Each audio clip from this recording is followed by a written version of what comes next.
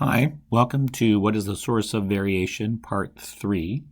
In Parts 1 and 2, we examined one of the sources of genetic variation, and that's mutations and how they can affect the phenotype of what an organism looks like.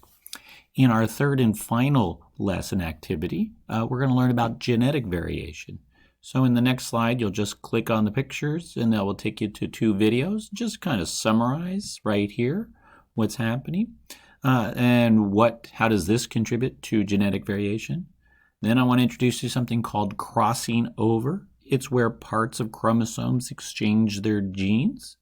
Finally, the last slide deals with the three sources of genetic variation. And you just click on that just as an overview. And finally, the last thing is identifying reasons and making claims. So here you have two questions. In the first question, after reading a little bit about the pocket mice, would you select the best statement by highlighting it and making it bold using the bold text?